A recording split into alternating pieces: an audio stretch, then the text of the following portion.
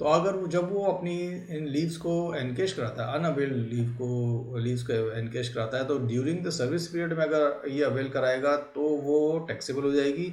लेकिन अगर वो रिटायरमेंट पे अगर उसको लीव एनकेशमेंट कराता है तो लीव एनकेशमेंट पर आपको एग्जेम्पशन सेक्शन 10(10) में मिलता है। वो एग्जेम्पशन कितना मिलता है वो हम देखते हैं। तो लीव एनकेशमेंट आपको ड्यूरिंग द सर्विस पीरियड आपको मिल रहा है तब तो ये फुली टैक्सेबल है, चाहे वो है गवर्नमेंट हो नॉन गवर्नमेंट हो। और अगर वो गवर्नमेंट एम्प्लॉय को मिलता है तो जैसे हमेशा हमने देखा है यहाँ पर भी वही है कि वो फुली एग्जेम्प्ट है सेक्शन 10(10) क्लॉज 1 में, सब क्लॉज 1 में। ठीक है, आपका लीव एनकेशमेंट अगर आपका नॉन गवर्नमेंट एम्प्लॉय को मिलता है तो exemption to certain extent as per provided under section 10(10) sub clause 2।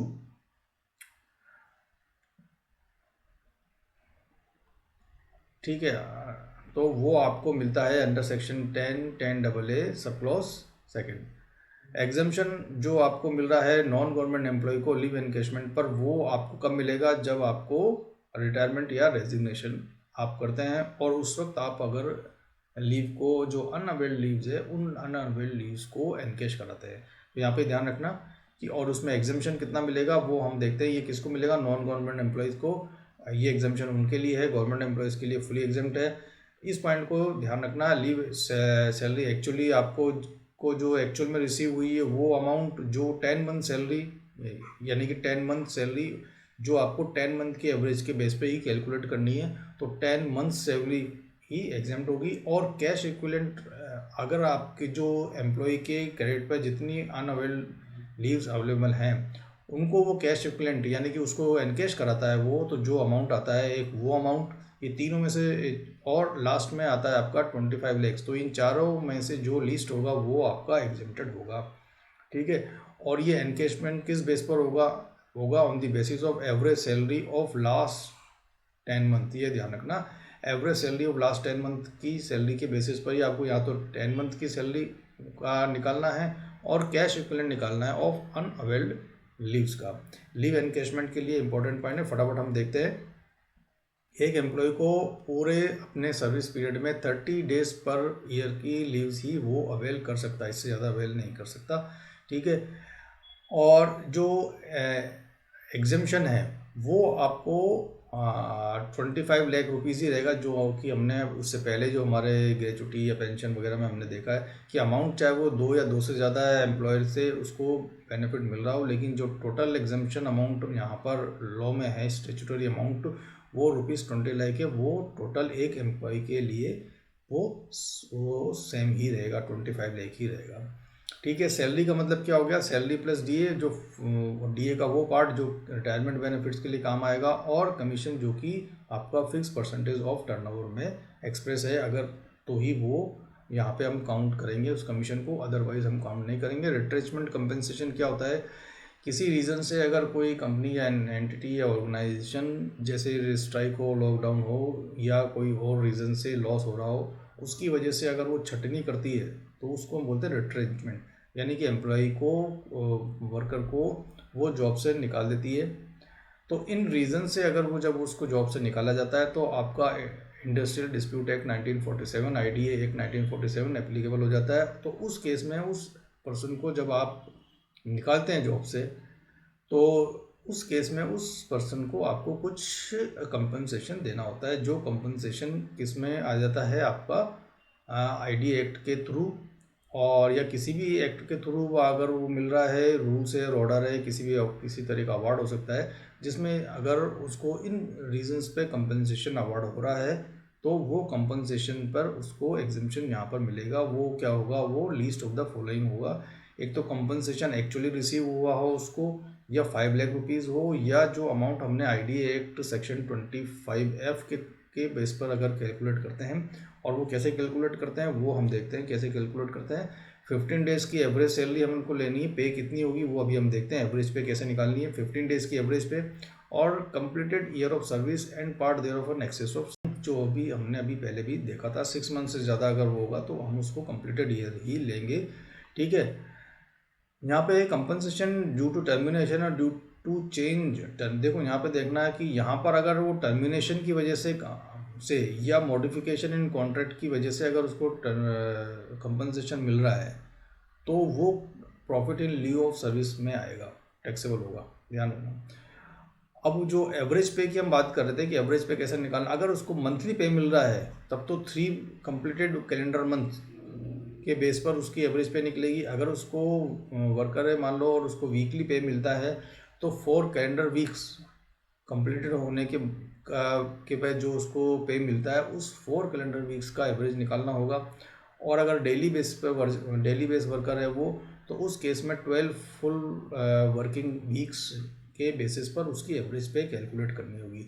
यहाँ पे ये बात ध्यान रखनी है कि अगर किसी वर्कमैन के केस में अगर ये पॉसिबल नहीं हो कि इनमें से कि एवरेज पे इस तरीके से निकाली जाए किसी भी रीज़न से, तो कोई किसी और वर्कमैन के बेस पर हम एवरेज निकाल सकते हैं जिसने इसमें इस पूरे पीरियड में एक्चुअली वर्क किया हो, ध्यान रखना। तो एवरेज पे कैसे निकलेगी, तो तीनों में से जो भी आपका लीस्ट कैसे होगा, एक तो 15 डेज एवरेज पे आपने जैसे भी निकाली है उस बेस पर कंप्लीटेड ईयर ऑफ सर्विस और part thereof 6 month, that means कि अगर 6 मंथ से ज़्यादा होगा तो हम उसको फुल 1 ईयर कंप्लीट काउंट करेंगे। और 5 लाख रुपीज़ और कंपनसेशन एक्चुअली प्रोसीड, ये लास्ट की मैंने इसका एक समरी बना रखी है। तो जब हम लास्ट में इसमें डिस्कस करेंगे before we are attempting practical questions, तो उसमें ये जितने भी पॉइंट्स हैं ग्रेजुएटी से लेकर के नीचे तक, उसमें आपको उस समरी को हम एक बार में फिर रिवाइज करेंगे, तब जाकर के आपको ये पॉइंट याद रहेंगे। अभी आप फटाफट इनको समझ सकते हैं। वेजेस के अंदर क्या होगा, वेजेस जो होगी वो उस वर्कर को जो भी अमाउंट मिल रहा है, all remuneration payable which can be expressed in money, monetary terms में जो भी एक्सप्रेस हो सकता हो, वो जो भी रेम्युनरेशन उसको फुल मिल रहा हो वो सब यहाँ पर उसकी वेजेस में काउंट हो जाएगा। चाहे वो आपको हाउस अकोमोडेशन के मिल रहा हो, ऑल काइंड ऑफ अलाउंसेस उसको मिल रहे हो, water, medical facility, light, gas etcetera, तो जो मॉनेटरी टर्म्स में एक्सप्रेस हो जाएगा वो सब यहाँ पर उसकी वेजेस में काउंट होगा। जो हमने अभी बात की कि वेजेस क्या होंगी, वो वेजेस इस तरीके से निकालनी होगी। एवरेज मीन वेजेस यहाँ पे हम जब निकालेंगे इसकी एवरेज मीन बेसिस, तो ये वेजेस जो होंगी वो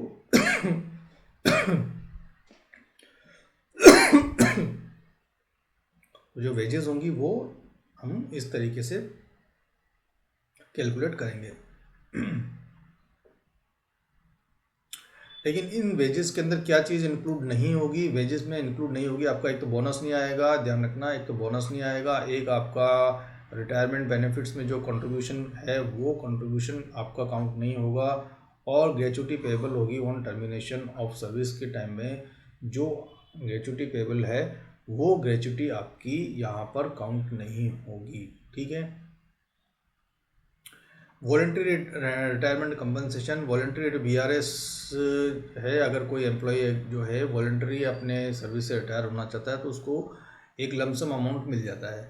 वो लमसम अमाउंट जो होगा वो टैक्सेबल होगा, किस में होगा, टैक्सेबल इन प्रॉफिट, यानी वो तो सैलरी में ही काउंट होगा, और वो उसमें आपको जो एग्जम्पशन मिलेगी वो सेक्शन 10(10)(c) में मिलेगी।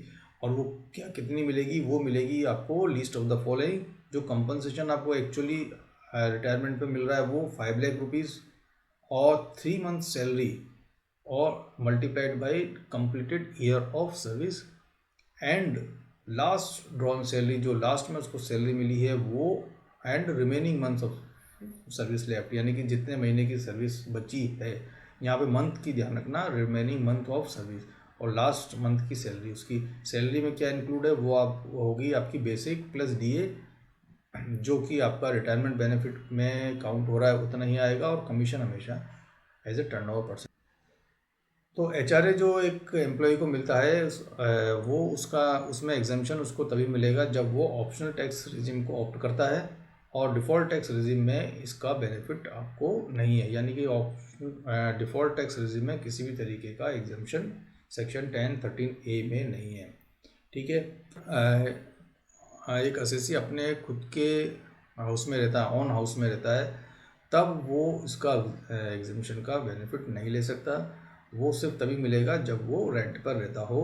कैलकुलेशन में भी ये सामने आपको देख सकते हो। दो तरीके के यहाँ पे सिटीज़ में डिवाइड किया है HRA के लिए।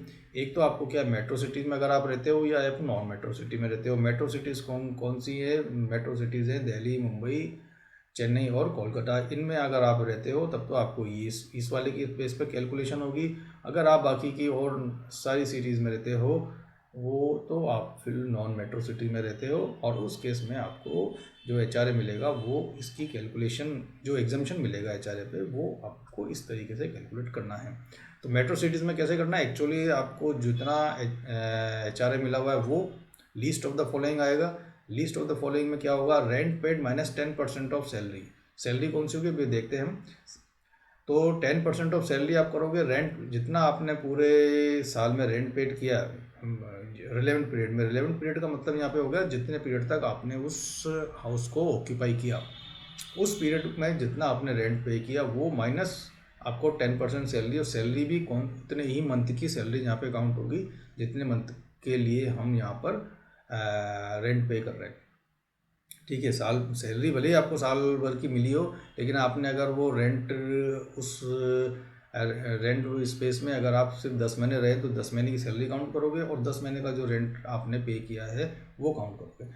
50% ऑफ सैलरी वो भी कौन से? रिलेवेंट पीरियड वाली, जो कि हमने भी ऊपर देखी थी। तो इसमें जो भी लिस्ट होगा वो आपका क्या हो जाएगा? एग्जेम्प्ट हो जाएगा मेट्रो सिटीज़ में। सेम यहाँ पर है, बस अंतर सिर्फ यही है कि जो नॉन मेट्रो सिटीज़ में आपको 40% ऑफ सैलरी है को एग्जेम्पशन वाला पॉइंट है थर्ड पॉइंट में, और यहाँ पे 50% ऑफ सैलरी है। ठीक है, HRA actual receive rent minus 10% of salary और 40% ऑफ सैलरी जो है, इन तीनों में से जो भी मिनिमम होगा वो आपका एग्जेम्पशन होगा। ठीक है, यहाँ पर बेसिक सैलरी, अब सैलरी क्या है? वो सैलरी आपकी होगी बेसिक प्लस DA कौन सा हो जाएगा? In terms of employment plus commission as a percentage of turnover अगर एक्सप्रेस्ड है वो। ठीक है, जो मैंने बताया मेट्रो सिटीज़ है, बाकी के रिमेनिंग नॉन मेट्रो सिटीज़ है। ठीक है, और अब आता है आपका स्पेशल अलाउंसेज। स्पेशल अलाउंसेज आपके दो तरीके के स्पेशल अलाउंसेज हैं। बहुत सेक्शन 10-14 में अलाउंसेज तो बहुत ज़्यादा हैं। यहाँ पे मैंने वो खास कवर किए हैं जो कि नॉर्मली एग्ज़ाम में दे देते हैं। सेक्शन 10-14 सब क्लॉज 1 में आपको वो अलाउंसेस काउंट होते हैं जो आपको किसी एक्सपेंस को मीट करने के लिए दे रखे हों, जो आपकी ड्यूटी या परफॉर्मेंस से रिलेटेड हों।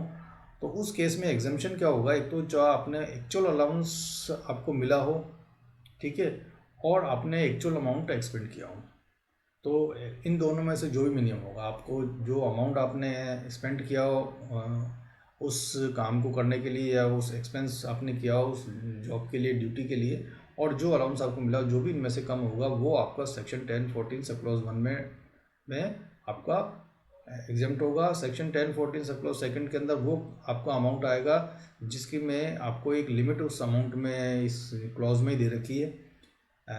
ठीक है, और उस अलाउंस का जो लिमिट दे रखी है उतने ही आपको उसमें एग्जेम्पशन मिलेगा।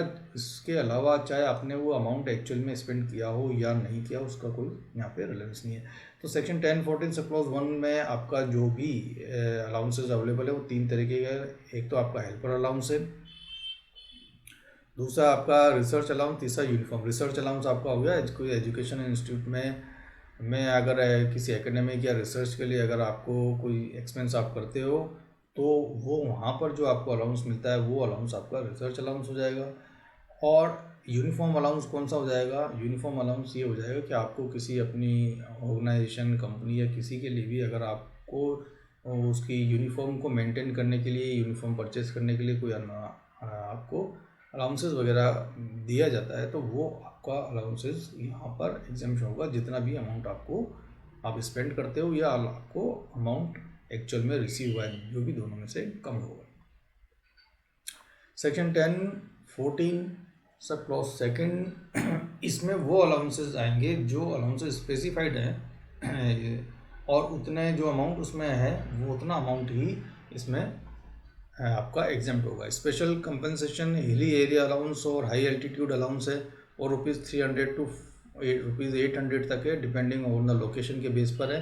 लेकिन यहाँ पे याद रखना CHN एरिया के लिए 7,000 रुपीज़ पर मंथ है, क्योंकि ये स्पेसिफिकली दे रखा है, तो हो सकता है एग्ज़ाम में इस तरीके का क्वेश्चन आ जाए।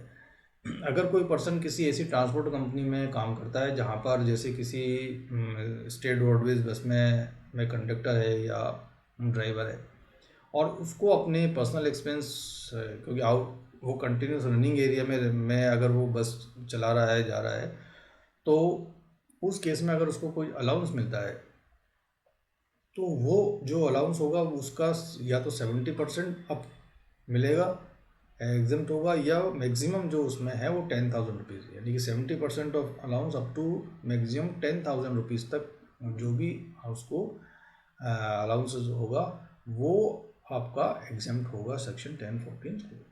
एक होता है आपका चिल्ड्रन एजुकेशन अलाउंस, ये 100 rupees per month per child up to 2 children तक मिलेगा, यानी कि आपके अगर 2 चिल्ड्रन हैं तो आपको 100 rupees per month per child मिलेगा। ये बहुत ज़्यादा एग्ज़ाम में क्वेश्चन के अंदर ये वाला आता है, ये ध्यान रखना, पर चाइल्ड का है ये।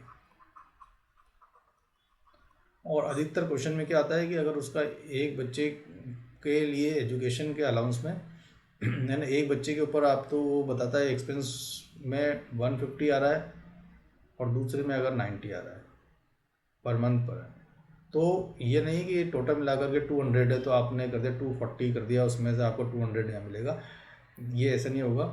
इसमें मैं 100 यहाँ पे 50 टैक्सेबल हो जाएगा, और यहाँ पर अगर 100 आपका अलाउंसेस है तो आप जैसे 90 मिल रहा है तो यहाँ पे तो कुछ भी नहीं है, वो नहीं लाएगा, तो टोटल जो टैक्सेबल अमाउंट वो हो जाएगा वो आपका 50 हो जाएगा। ये ध्यान रखना कि जो 100 पर मंथ पर चाइल्ड ये चिल्ड्रन एजुकेशन अलाउंस है, ठीक है। Hostel expenditure 300 rupees per month per child up to maximum of 2 children, ठीक है। ये 2 चिल्ड्रन तक आपको दोनों जगह पे ध्यान रखना है। एजुकेशन में तो 100 rupees per month per child, ये आपका हो गया साल के कितने 1200 रुपीज़, ठीक है, पर चाइल्ड। और यहाँ पे 300 rupees per month per child, ये आपका हो जाएगा 3,600 रुपीज़ पर child per year per annum. यहाँ पर इस बात को ध्यान रखना। अंडरग्राउंड अलाउंसेस है वो अगर पर्सन अंडरग्राउंड अगर माइंस में काम कर रहा है तो उसको ₹800 पर मंथ मिलेगा। ये कुछ अलाउंसेस हैं जो कि एग्ज़ाम क्वेश्चंस में कहीं आए हुए हैं। इसके अलावा और भी बहुत सारे अलाउंसेस हैं